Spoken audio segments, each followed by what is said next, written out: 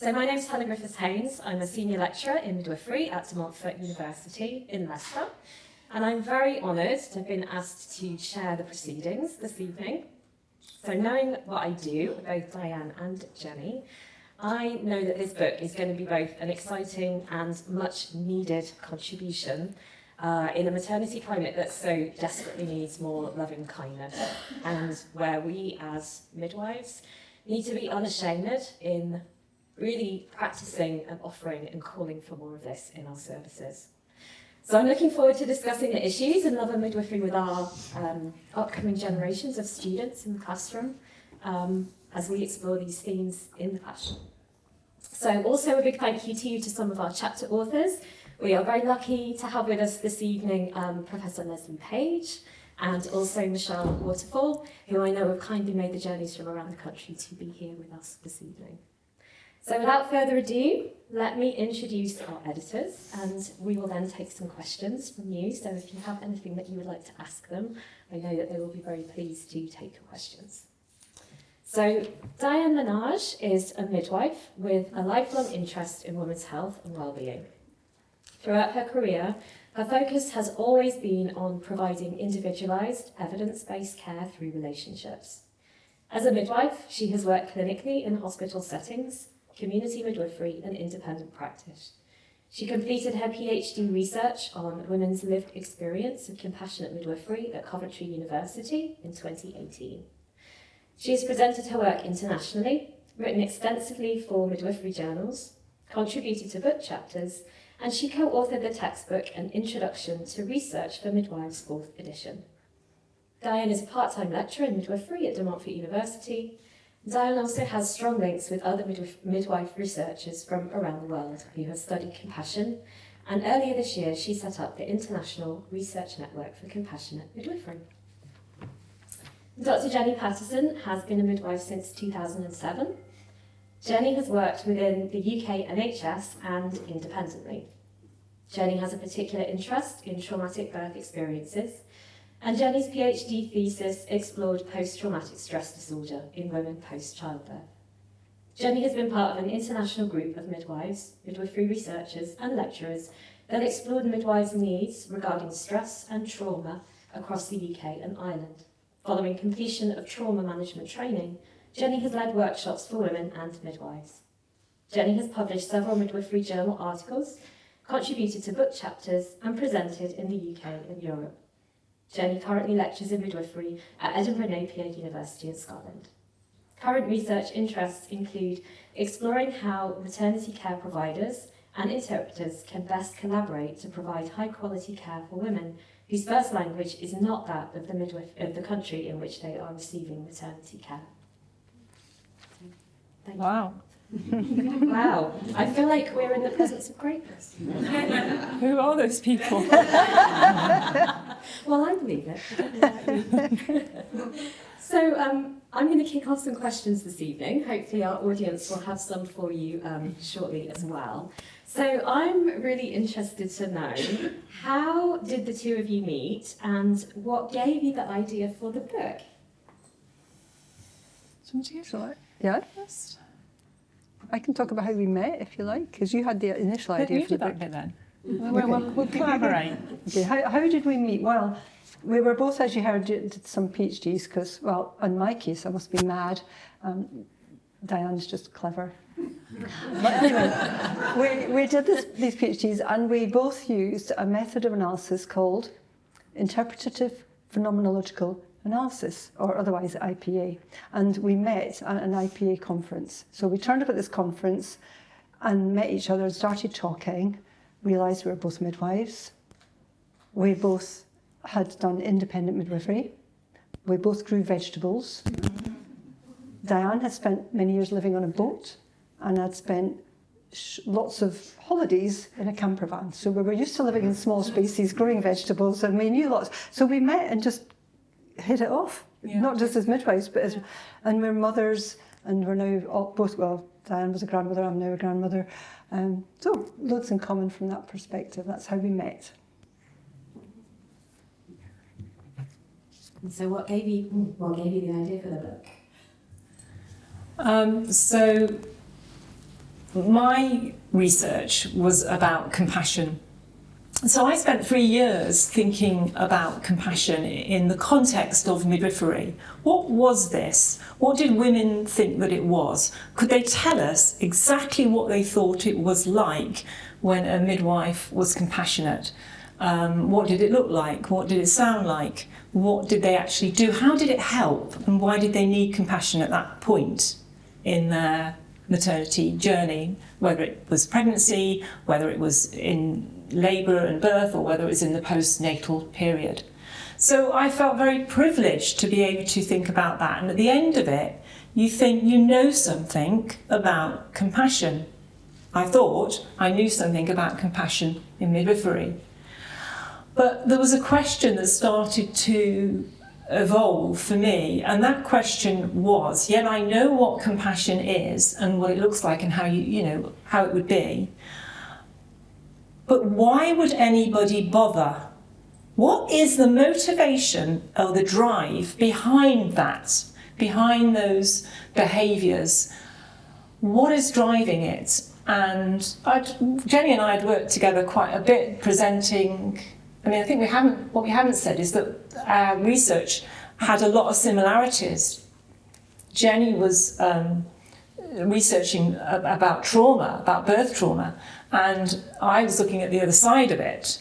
And maybe you want to talk a bit more about that. But we talked about, what was behind all this. And for me and for Jenny, the thing we kept coming back to was love. So that is what really gave us the idea.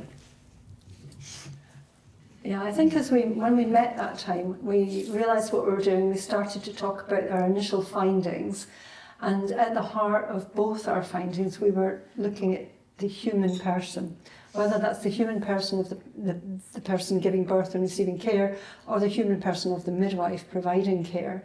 And it was somehow about that humanity not being recognised, not being addressed, not being supported fully, that was causing trauma.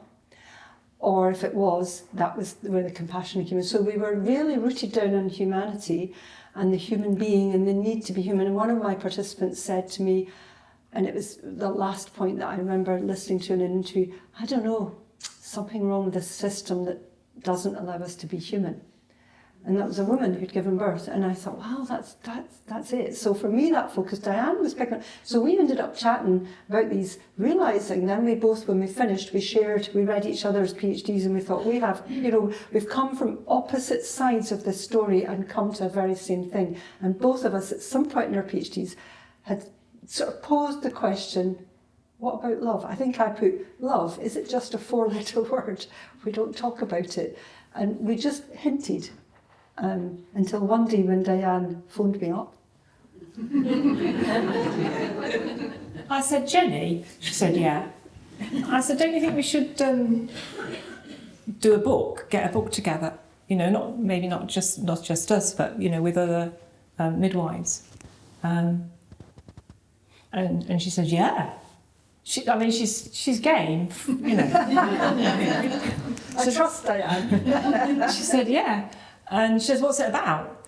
And I says, about love. She says, yeah, of course it is, yeah. So that's what happened. Is there anything else that you would like to add to that, Jenny? No, I think that's okay just now.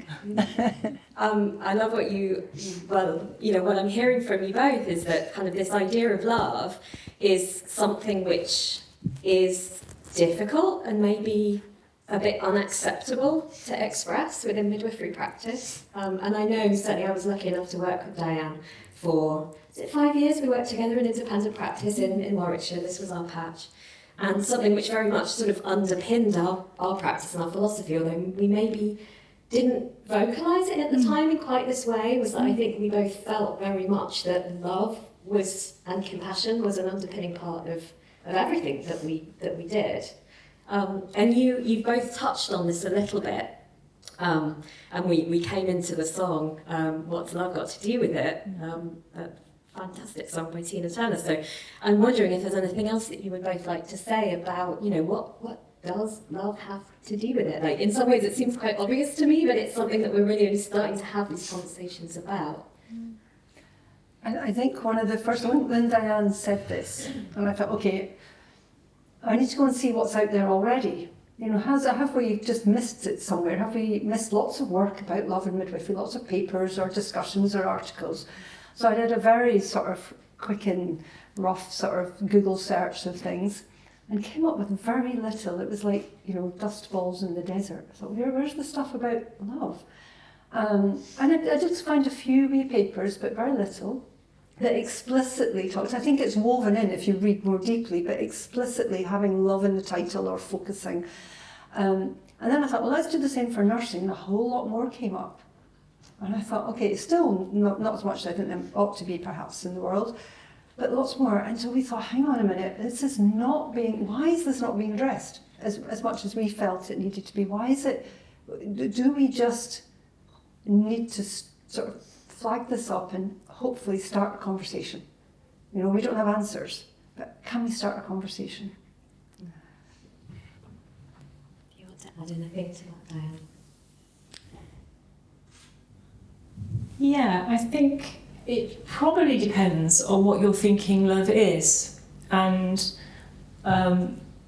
that's quite an important part of it, because a lot of people think that love is something very massive and really overwhelming, and it's out there somewhere, if only you could find it.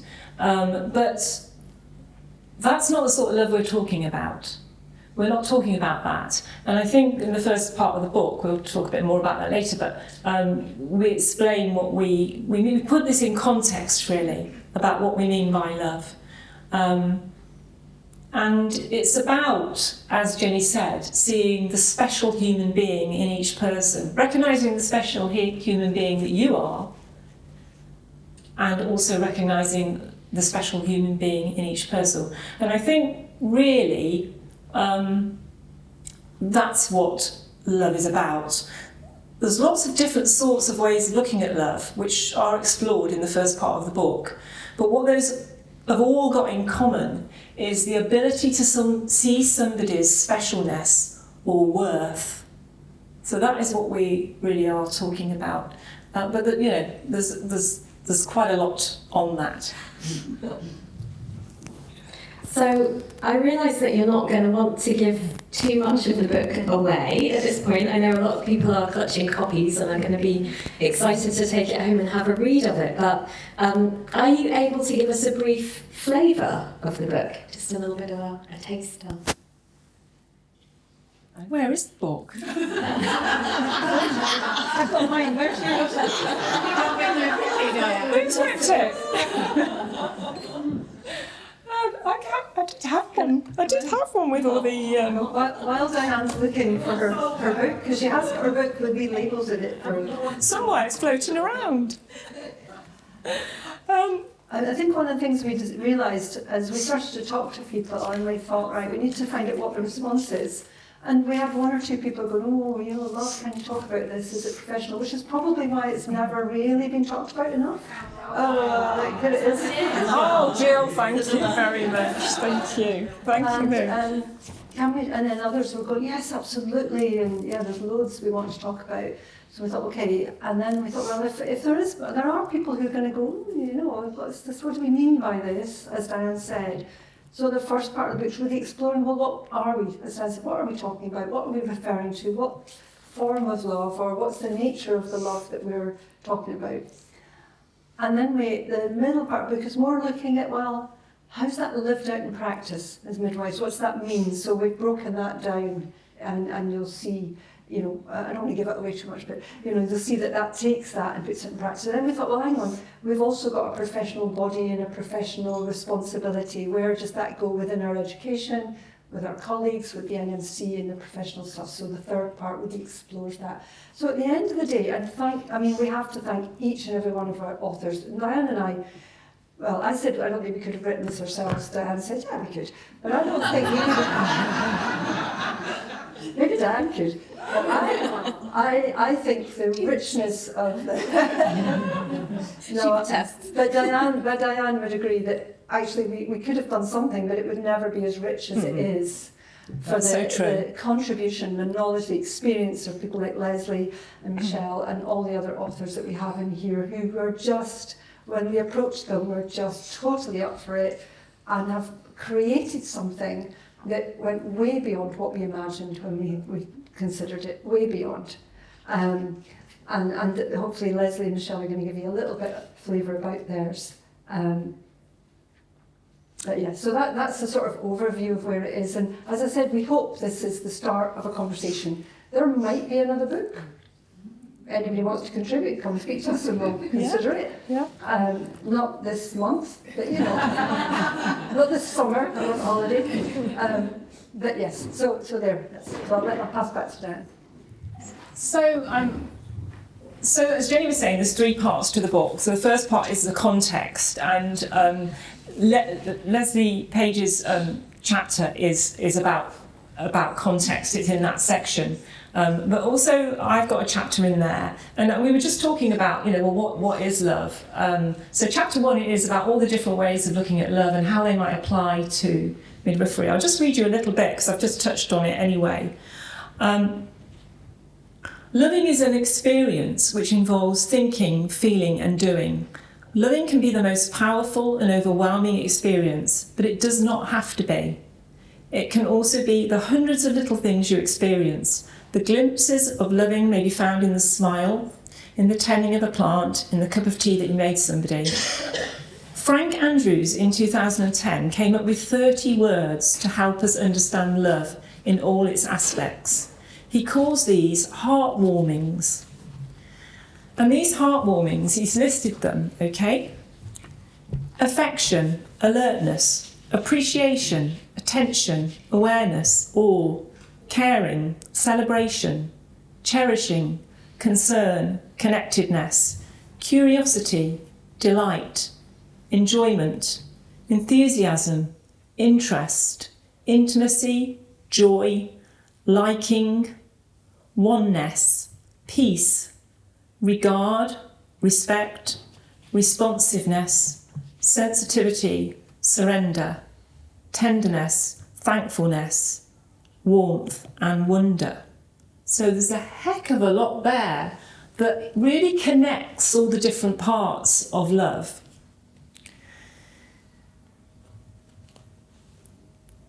Andrews points out that these words provide us with many ways and opportunities to be loving, and they all represent a positive response to what or who is loved.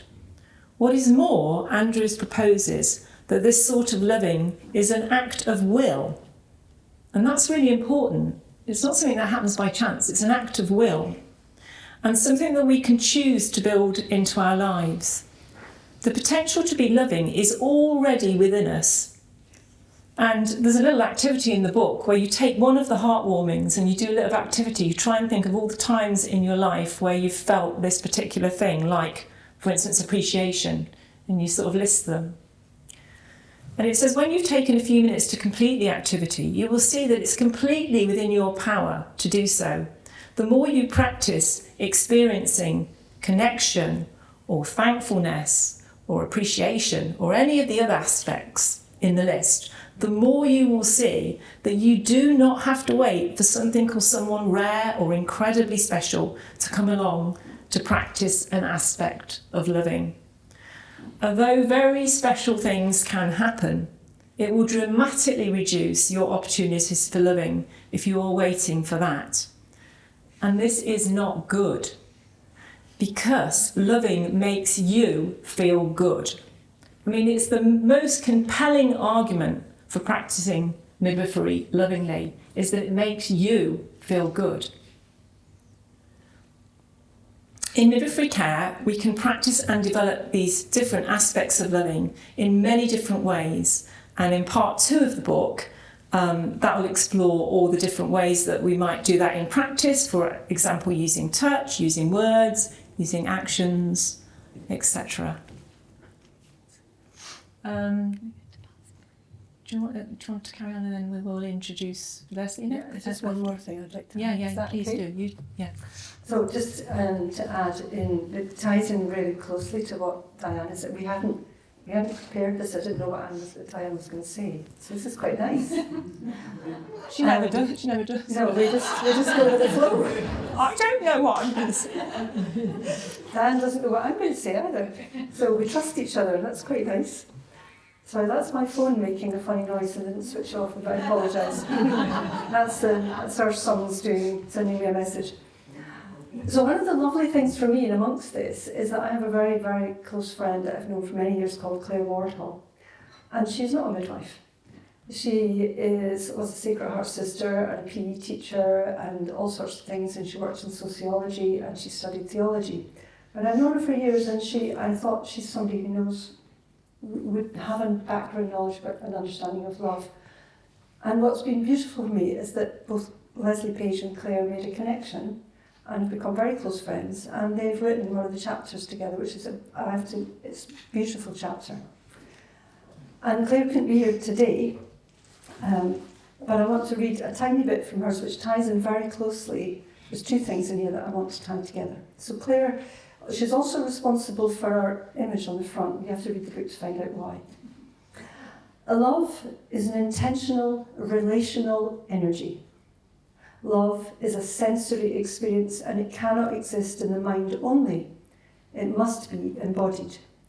Through our senses, we intuit a presence, we feel a touch, we hear a tone of voice, we see a face, all of which feeds into our understanding of whether we are in the presence of love or not. And as I was looking through this morning, in a chapter much further on, actually it's my chapter, I've included a quote. We had some midwives who wrote some lovely quotes for us and gave us permission to use them. And the names are pseudonyms.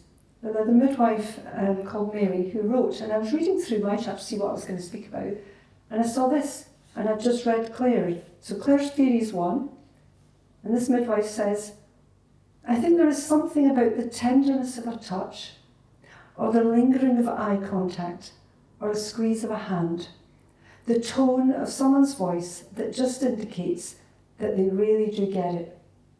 So we have the theory, and then we have it right there in practice. And for me, that is the heart of what we're talking about in this book.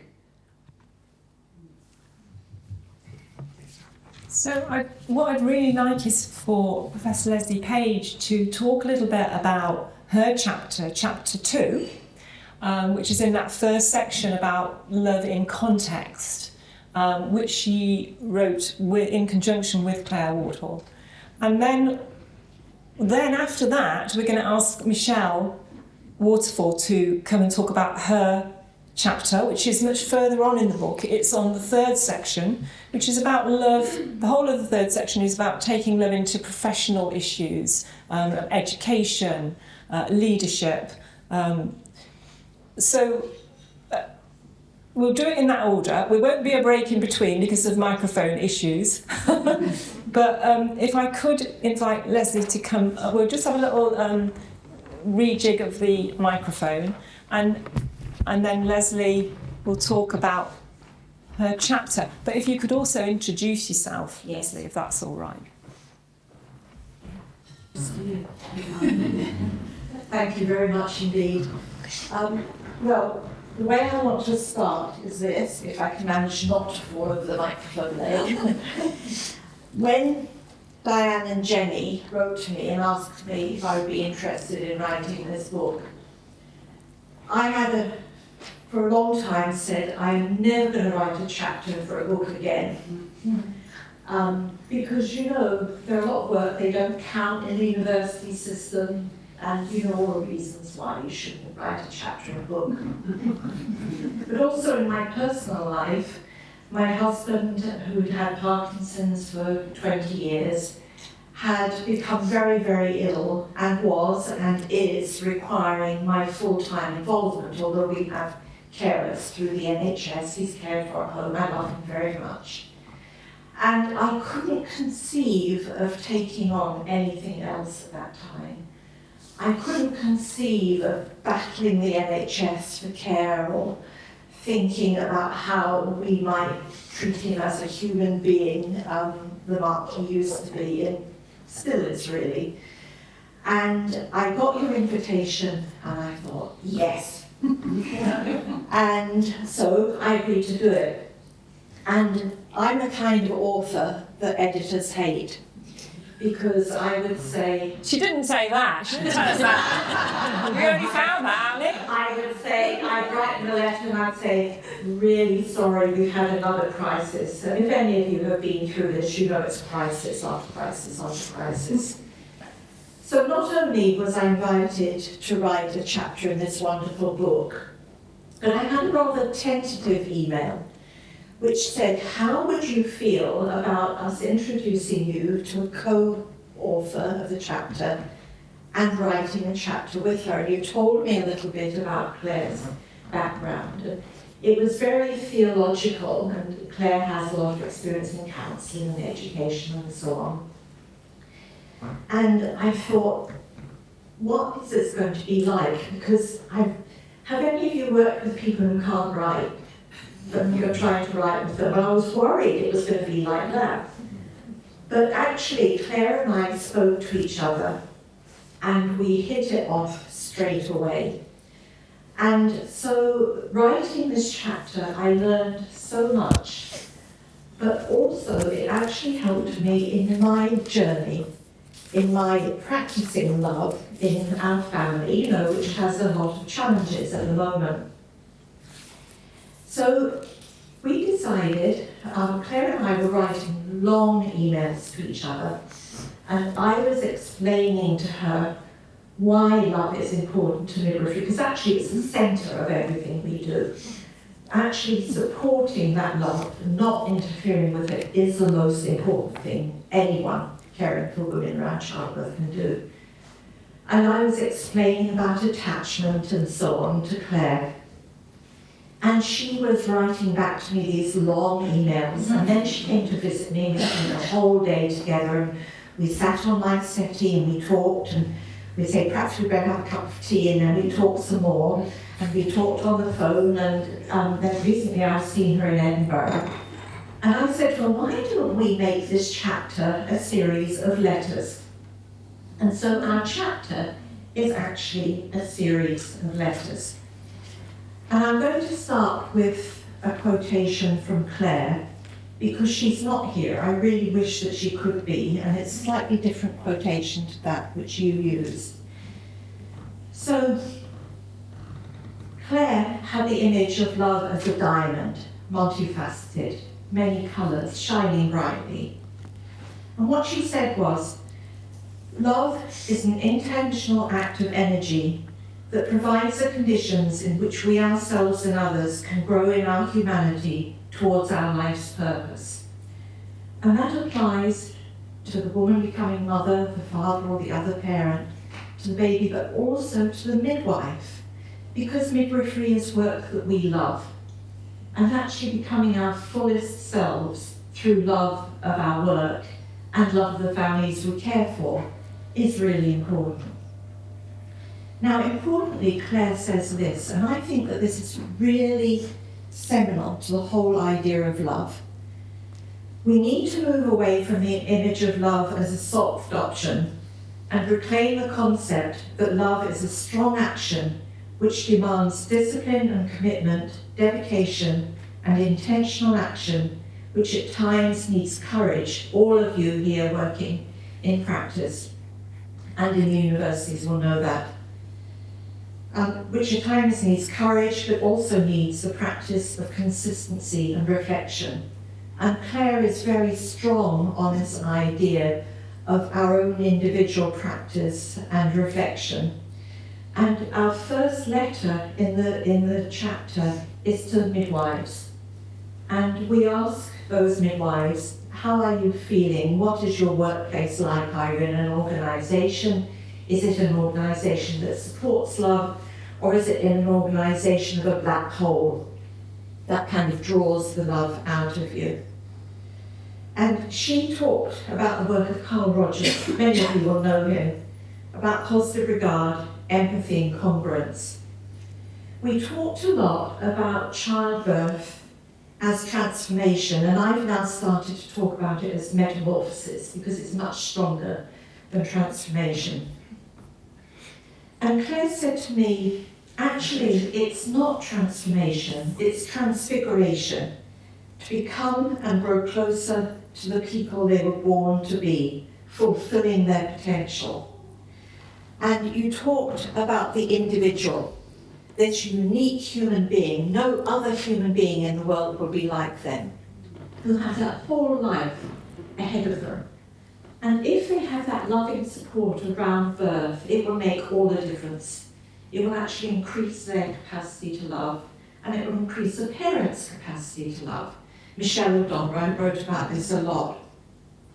So we talked about change and fulfillment, promise and potential, and becoming more ourselves. And again, this applies to midwives and other professionals who provide maternity care. So we wanted to link this, and Claire talks of all of the different faith traditions, including Christianity, but she describes all of them. And we wanted to link this to the work of midwives.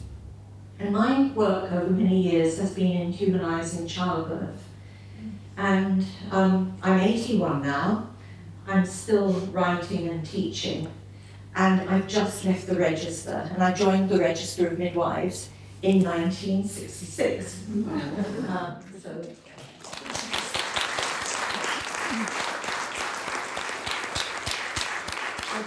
I did go back to nursing for a little bit, but I'm watching what's happening in midwifery, and at the moment I'm working with Green Templeton College and a medical sociology professor, Sue Seedland, because we're trying to bring people together to talk to each other about some of the issues, people from different points of view. But in this work on humanising childbirth, and the chapter is about love and humanising childbirth, it occurred to me that love is actually the key to it all, and it's not a sentimental love.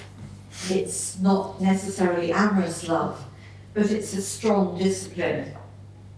And we wrote a definition of humanising childbirth, and I worked together with Sue Down and Jane Sandel and Carmen Power, who's just done a beautiful book on birth, bonding, and newborn behaviour that's coming out soon. Childbirth, the period around pregnancy, labour and birth, and the early weeks of life, is a time of promise and potential. It's a time of infinite possibilities, with the potential for love and social thriving, as well as for optimal health and well-being. The consequences can resonate beyond the short term, over a lifetime, and into the next generation. There is hope for a better chance in life. Humanising childbirth helps keep the promise and fulfil the potential of the mother and child.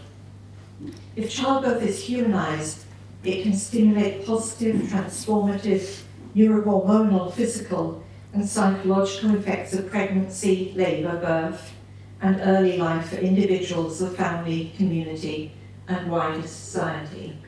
So I think that we should be working away from the services that we have at the moment that are full of anxiety and over-intervention and not dealing with the things that we need to, and make this a time of hope and delight and hope for the future and fulfilment of potential for those involved.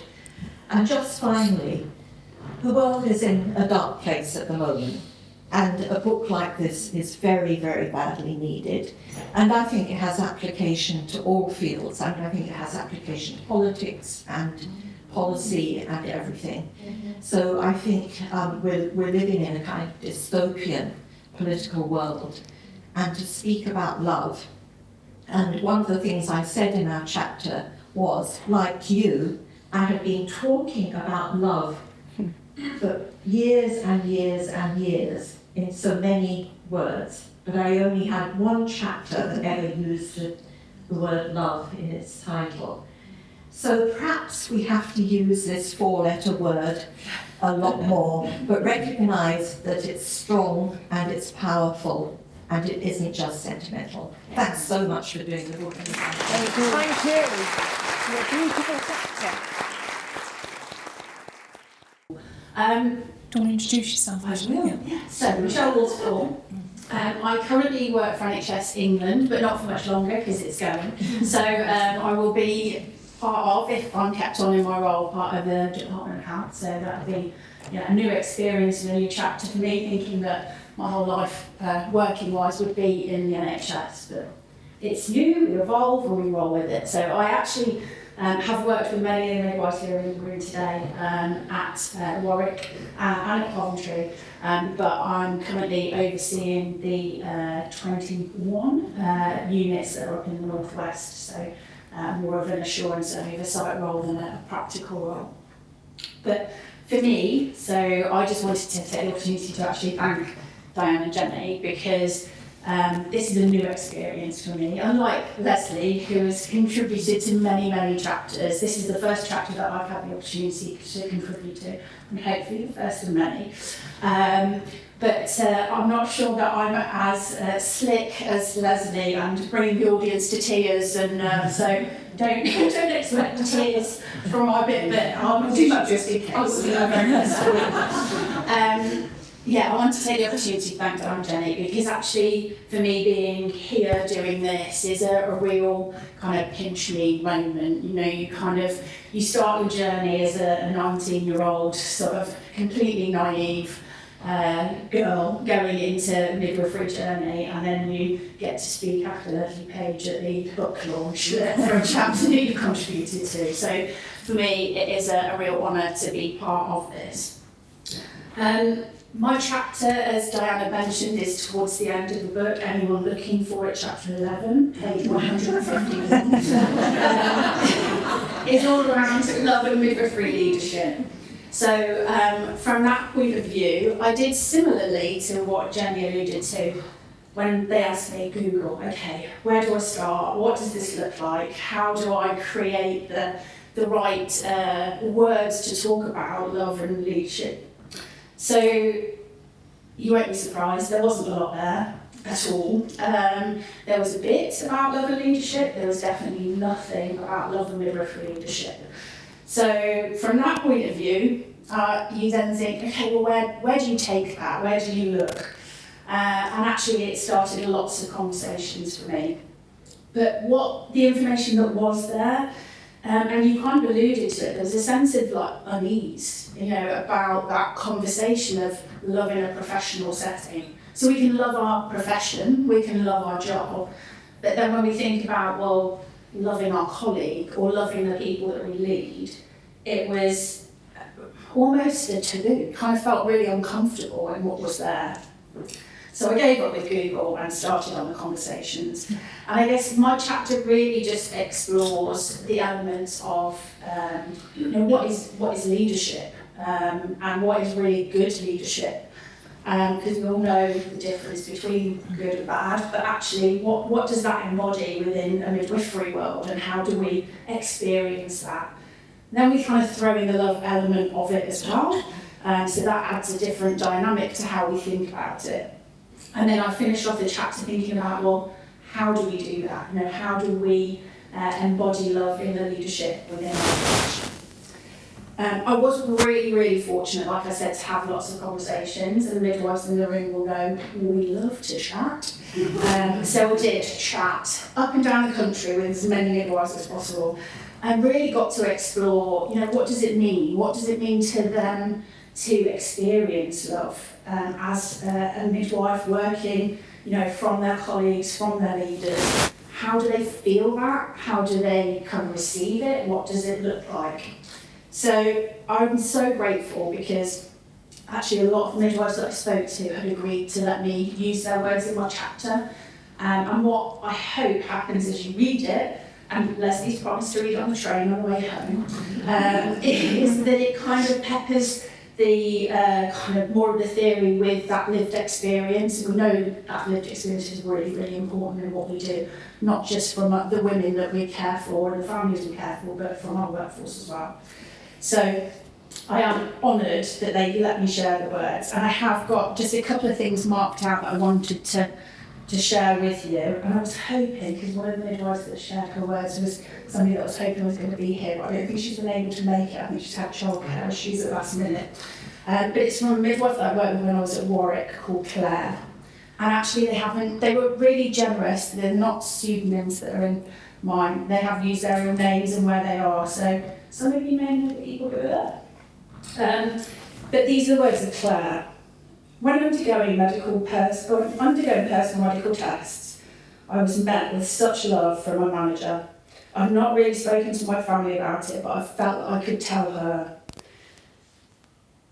That is what midwifery is. It's that feeling of trust like no other. I didn't really need any special requirements at work, but I felt she deserved to know.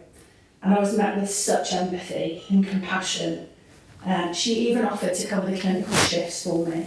She sat and gave her time, reflected on her own personal experiences with me, and listened to my anxieties. I'm extremely grateful to leaders like this.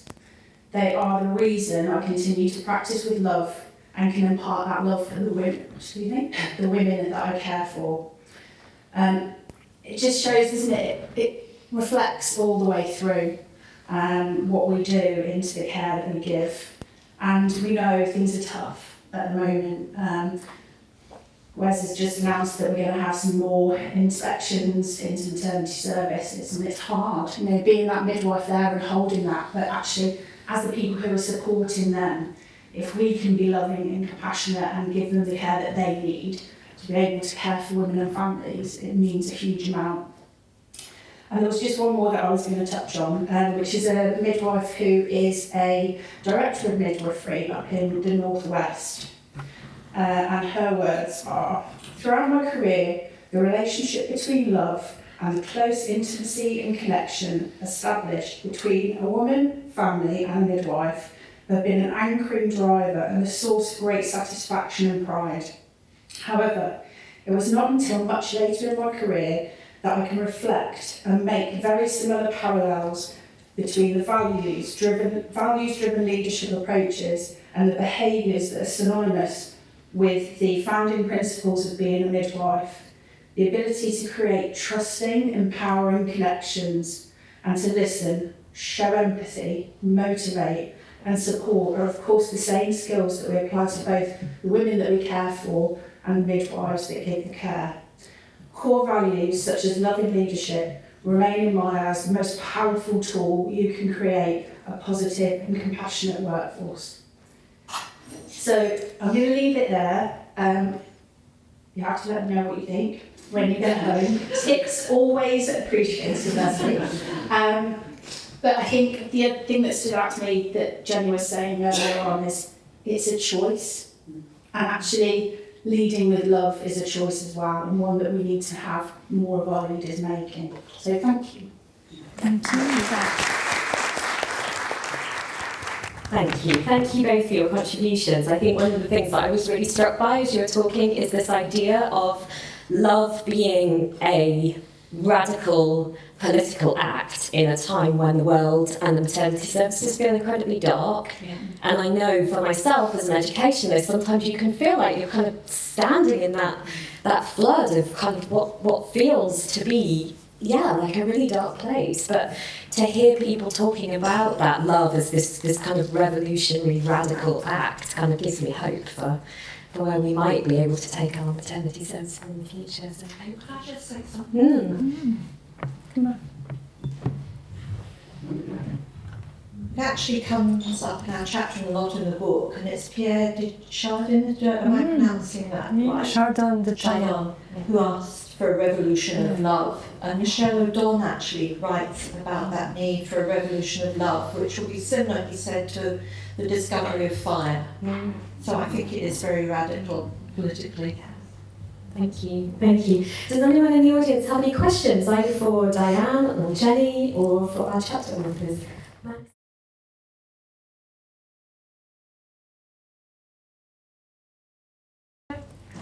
Well, we used love as our guide, and we thought, where have we seen love in action? Where have we seen it? There probably are hundreds, if not thousands, of people that could have written our chapters, that there are other people, but we could only go on what we had experienced. And when we thought about the different topics, we knew the areas we wanted chapter authors to talk about. And when we thought about the different topics, people came to mind. And we talked about them. We talked about what that person was like, what they could contribute, what their experience was. We wanted a mix of authors, didn't we? We wanted very experienced, very...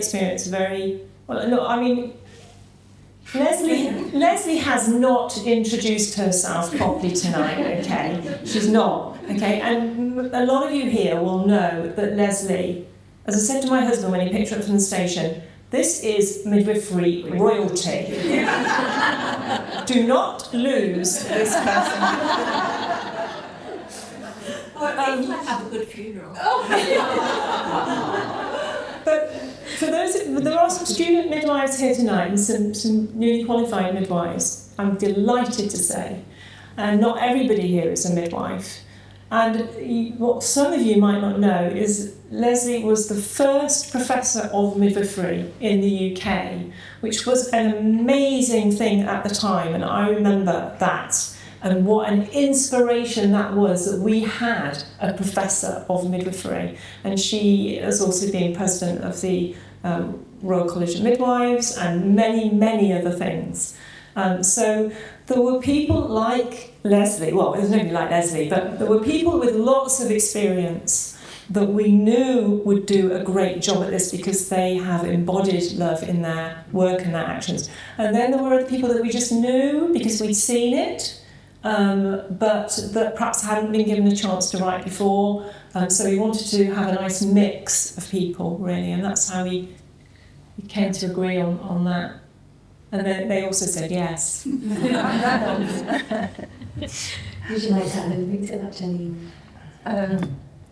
No, pretty much that covers it. I think there were a few other people that we did think about, and there were moments of, we can't have everybody. It's like inviting people to a wedding. You know, can I get everybody there? Who have we left out? And oh, that person would be great as well. And so there are other people that we are aware of that we would have loved to have taken part in this.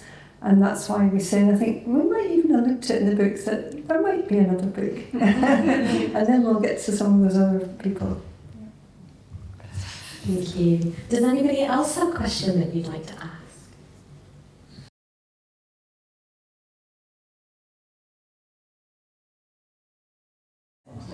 That's a fantastic question, Jenny. I don't have the answer to it right now. But I do, it resonates for me because in a lot of the work that I did, in the trauma, the key factor of trauma isn't objectively what happens. Obviously that can be very significant. But the biggest factor is the way that person felt engaged with, the interaction. And so I speak in my PhD, and I've spoken about it since, about emotional intelligence. So emotional intelligence is not the same as love, but emotional intelligence is something that I think midwives need, and it can be taught. So there is a bit in our book about, a little, we do touch on that a little, it can be taught. And then we have whole questions about how we recruit, how we, identify the midwives for the future. And at the moment there's lots of challenges about not being allowed to do face-to-face interviews and whether they are biased. And so we're really right at the heart of exploring how we even recruit our student midwives. But I believe that we need some sort of emotional intelligence test. We can't test for love, but there are tests for emotional intelligence, and it can be taught. So, maybe that links somewhere, but I think it's really at the heart of where we are as well. Thank you. Just that, there's lots of, it's a diamond, there's lots of different facets, there's lots of different aspects to love.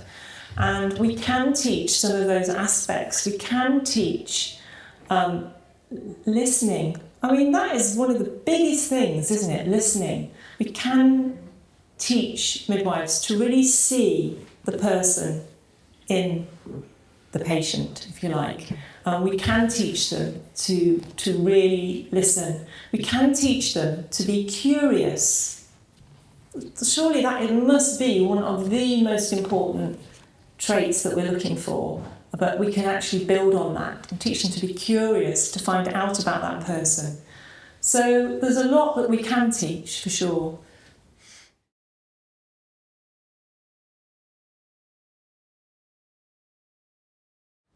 absolutely right. And I watch students going out and coming back in tears after the first few placements, thinking, I didn't know it was like this. And then I watch others go out and come back who've been very well supported. So, and I've, through independent midwifery, been at the hard end of all of this.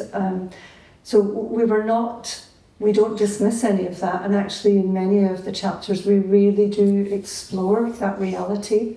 We were really keen not to write a book that focused predominantly on the challenge, because we know it's there and there's loads out there, but we don't miss it either. Sheena Bowram and Anna Bowram have written an amazing chapter, and there are other chapters right through which really look at what's really hard here. And love, like we say, is a choice. It's not soppy, it's not soft. It's about how do we stand up in the face of that. And from my perspective, what I often say to students is, yes, that's the reality out there. It's like all the things that are happening politically in the world, which, can stop me in my tracks and make me think, what's the point of continuing to breathe right now when I see what's going on? And yet I'm reminded by my husband, who's very strong with me, that we only have to take one step. We only have to keep doing what we do. And what I say to the midwife, the students and the people I'm with is, I cannot, and it's part of that trauma training that I did for a number of years, we cannot change other people. I can't change your opinion, your way of speaking to other people, I can't do that. But I can change me.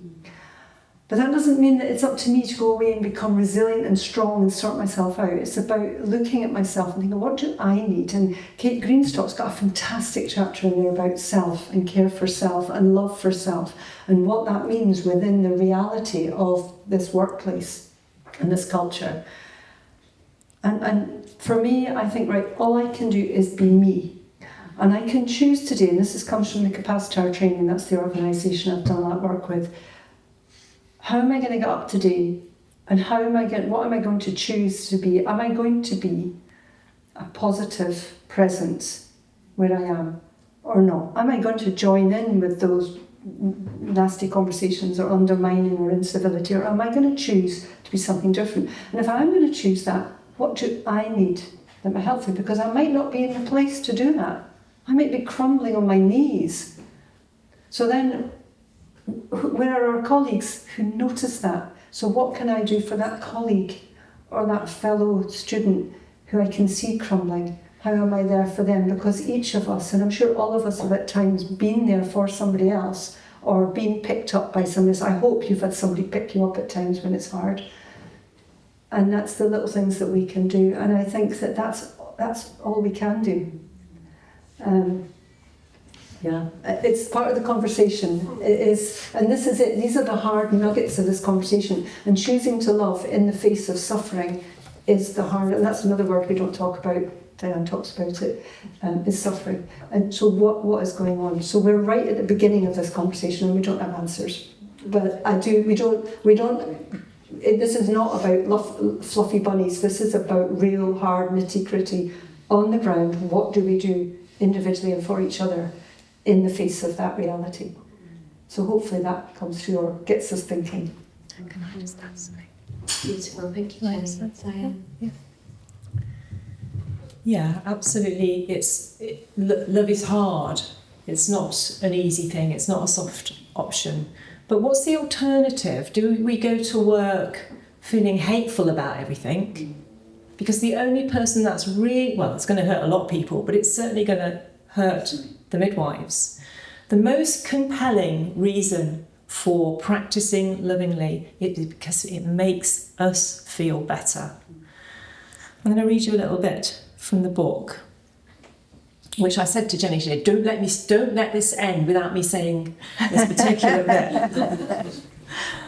Love is inherently human, and most people believe that when all is said and done, love is the thing that matters most in life.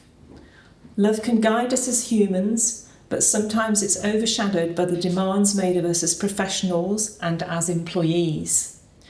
These demands are important and can't be ignored, but to forget our humanness is perilous. We argue that midwives need to be human beings first. professionals second, and employees third, in that order. Keeping our priorities in that order will benefit everybody. Unfortunately, investigations into the failings in maternity care are littered with examples of midwives and maternity care workers failing to do this. That's what they were failing to do. They were failing to remember that their humanness was the most important thing. We can only humanise care if we keep our humanness at the forefront of what we do as professionals and employees. And in maternity services, we've tried learning from distress, we've tried learning from disappointment and disaster, and the evidence is it's not effective. And yet we still keep having more, don't we? Still keep having more reports and investigations. It's time for a radical new approach. Now more than ever before, it's time to embrace love as an active practice to guide us towards a more compassionate, just and hopeful future. It's already happening. We talk to a lot of midwives, and what I want to say is the midwives we talk to got emotional. They got emotional because they'd got a chance to talk about love. The midwives we talk to, a lot of them working really hard in busy services under difficult circumstances, and they were choked up at having the chance to be able to talk about the love that they have for their work. So it's happening. There are many role models out there taking their love into their work every day, caring for women and families and for colleagues and for themselves, or when they're carrying out their roles in leadership, education, research or policy. Now it needs to spread and grow. You will know that love is not easy. It will be demanding and it takes courage. It's not something to be achieved just to be ticked off. As noted by Claire in chapter 2, it's not perfection, but progress. Yet it's always worthwhile because the benefits are so great. It will take time, but midwife by midwife, team by team, service by service, we believe that love is the catalyst for a much needed transformation in midwifery and maternity services. And I'm very heartened because there's a lot of love in this room, a lot of love, and there's a lot of loving midwives in this room. I know there are, I've seen them, I've absolutely seen them. I'm looking at them. Looking at them, all of them. It's there already. We just need the permission to recognise it and be proud of it. Wow. I feel like that is... I feel like we could carry on this conversation for hours. I feel like there's so many unasked questions and so many things that we could continue to talk about in this room. But we are very sadly out of time, and so I feel that is a very powerful way to wrap up the evening. So I just want to say thank you to Diane and to Jenny and to Leslie and Michelle for sharing everything you have about the book. I'm sure everyone here is as inspired and excited as I am to go away and to read the book. I'm very excited to start some of these conversations in the classroom with student midwives. I know I've got some of my own DMU colleagues at the back here who are kind of smiling away too, and yeah, there's been some tears in the room, and I felt emotional myself at times, and in terms of how hopeful I feel that this and what this book could do. So thank you all. I'd like to just lead a round of applause and appreciation.